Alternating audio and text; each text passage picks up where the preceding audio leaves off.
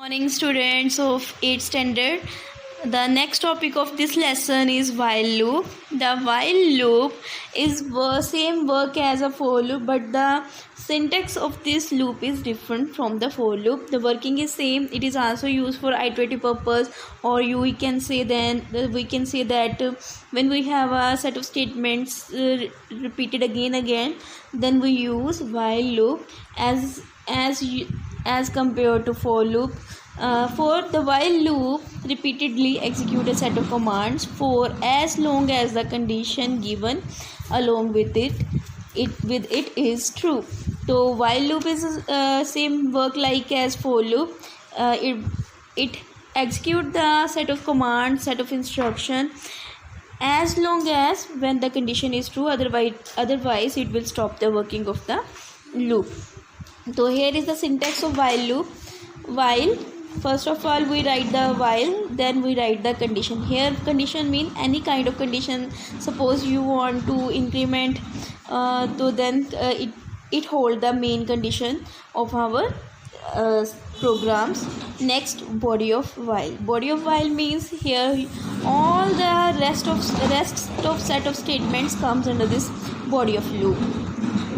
Here is an example. Print a series from 1 to 10 using while loop. So how you write it? I is equal to 1. It is the initialization value of I.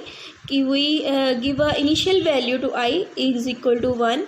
Then we write the while. While is a keyword which describe it is use the while loop. Here condition is I less than equal to 11. यहाँ पर condition बताई गई है कि आई की value किससे कम होनी चाहिए, लेस देन 11. इट मीन्स कि आई की वैल्यू जो इंक्रीमेंट करेगी वो 10 तक करेगी, 11 इसमें नहीं आएगा. जैसे आई 1 है तो 1 लेस देन 11, येस ट्रू. तो आप क्या कर दोगे, राइट कर दोगे 1, प्रिंट कर दिया 1 और आई में इंक्रीमेंट करके दोबारा से रीचेक करोगे. तो 1 + 1 इक्वल टू 2. तो 2 less than equal to 11, yes it is true. तो यहाँ पर क्या प्रिंट हो गया, 2 प्रिंट हो गया. And so on to. अब आपके पास आ गया 9. तो सपोज कर लो कि सो ऑन टू चलते चलते 9 आ गया. तो जैसे ही अब आपके पास 9 आएगा तो 9 + 1 इक्वल टू 10. तो 10 less than equal to 11 true. तो आप यहाँ पर प्रिंट क्या करोगे, 10 प्रिंट कर दोगे और इंक्रीमेंट कर दोगे 10 + 1 11. तो 11 less than 11, no, 11 equal to 11. But यहाँ पर इक्वल का सिंबल हमने नहीं डाला तो ये लूप क्या हो गया, फॉल्स हो गया. और हम यहाँ इस लूप से क्या कर जाएंगे, एग्जिट कर जाएंगे. तो सेम एज बेटा यहाँ पर जब तक हमारी कंडीशन ट्रू थी हमने लूप अपने सेट ऑफ स्टेटमेंट्स यानी कि ये दोनों इक्वेशंस को हमने रिपीट किया until the statement is true, otherwise we skip from the statements. Next is let us understand the program code. तो यहाँ पर यही बताया उन्होंने कि जो मैंने आपको पहले समझाया कि आई जो इक्वल टू 1 है, it is it's initialization value, कि जो वेरिएबल आई है वो किसकी इक्वल है, 1 की. तो while I less than equal to 11 the while loop will continue till I is less than 11. जब तक आई की वैल्यू लेस देन 11 है तब तक वाइल लूप अपनी वर्किंग रिपीट करेगा या कंटिन्यू करेगा. प्रिंट उसके बाद हम जब कंडीशन ट्रू हो गई तो हम आई की जो वैल्यू उसको क्या कर देंगे, राइट कर देंगे, प्रिंट कर देंगे. The statement will display the current value of the I. और जो वैल्यू इसकी आई की होगी करंट टाइम पे उसको डिस्प्ले करता जाएगा. उसके बाद हम आई की वैल्यू में इंक्रीमेंट कर देंगे. Thus the last 2 statement which are a part of while loop will be executed repeatedly till the value of I remain less than 11. तो कहते हैं कि जो लास्ट दोनों स्टेटमेंट ये प्रिंट आई और आई इक्वल टू आई + 1 है, ये बार बार रिपीट हो रही है तब तक हमारी आई की वैल्यू 11 से छोटी है.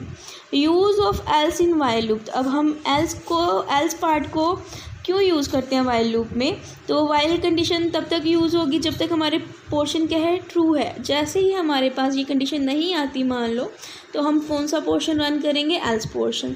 The else statement along with while can be use to execute statement after the while loop has ended. तो तब तक एल्स स्टेटमेंट हम वाइल लूप के साथ ही यूज़ करते हैं. और can be use to execute statement हम वाइल एल स्टेटमेंट के साथ जो स्टेटमेंट अनदर स्टेटमेंट्स आती हैं उनको रन करने के लिए हम इसको यूज़ करते हैं. सिंटेक्स क्या है, while condition body of while. तो ये तो पोर्शन आप सिंटेक्स में समझ गए हो.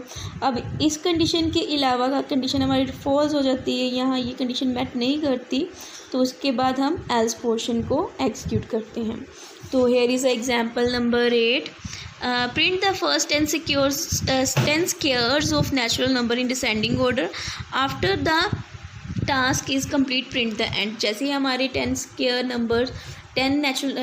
नंबर्स का निकल आएगा तो हम क्या करेंगे, उसके एंड लास्ट में हम लिख देंगे द एंड. आई की वैल्यू कहाँ से हमने शुरू की, 10 से. तो वाइल लूप क्या है, ग्रेटर देन इक्वल टू 0 है.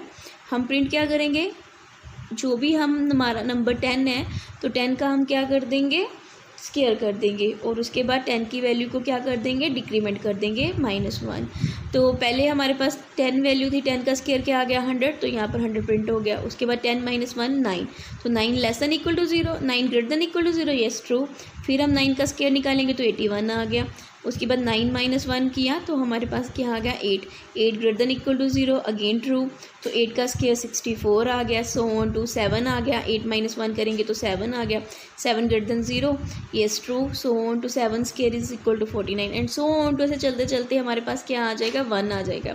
तो 1 greater than equal to 0, true. तो 1 का स्केयर क्या आ गया, 1 आ गया. उसके बाद 1 - 1 किया तो 0, तो 0 greater than equal to 0, sorry 0 greater than 0, no 0 equal to 0, तो इक्वल यहाँ पर है नहीं. तो इसलिए हम इस कंडीशन से, ये हमारी कंडीशन क्या होगी, फॉल्स. जैसे ही कंडीशन हमारी फॉल्स होती है तो हम कहाँ पर स्किप कर जाते हैं, एल्स पोर्शन पे. और एल्स पोर्शन में क्या स्टेटमेंट दी है कि हम क्या प्रिंट कर दें, द एंड. तो उसके बाद हमने क्या प्रिंट कर दिया, द एंड. इट मीन्स कि हमने जो वर्किंग करनी थी वो हो गई. Next is infinite loop. Infinite word का मतलब ही होता है कि जिस चीज़ का कोई एंड ना हो. ठीक है, तो an infinite loop is a loop that continues for ever. जो लूप लगातार चलता जाए एंड नेवर एंड्स, तो उस लूप को हम क्या बोलते हैं, इनफाइनाइट लूप बोलते हैं. The only way to come out of such loop is to apply a condition specific break. तो ये इस तरह का जो इनफाइनाइट लूप होता है उसको रोकने के लिए एक स्पेसिफिक कंडीशन लगी होती है, ब्रेक लगी होती है, जो उसको क्या करेगी, एंड करेगी. नेक्स्ट एग्जांपल है, यहाँ पर हमने आंसर हमारा किसके इक्वल ले लिया, 1 के.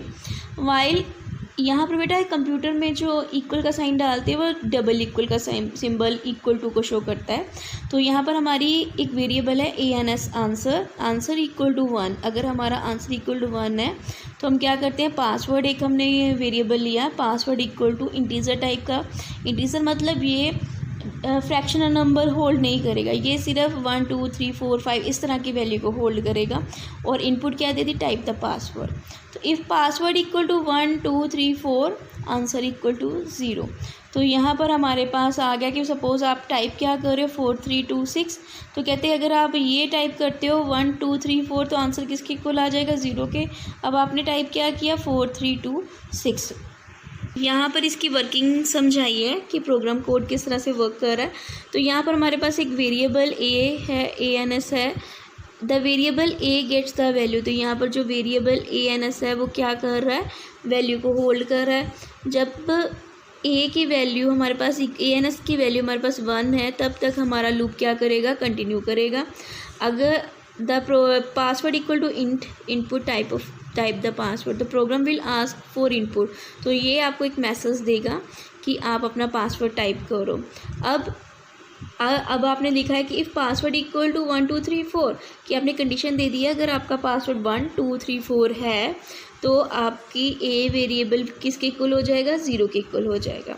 The value of A will change only when the password is correct. तो जब आप 1 2 3 4 करेक्ट पासवर्ड दोगे तो आपके पासवर्ड की वैल्यू क्या हो जाएगी, ANS वेरिएबल की वैल्यू क्या हो जाएगी, 0 हो जाएगी. और आप लूप को क्या कर दोगे, एग्जिट कर दोगे.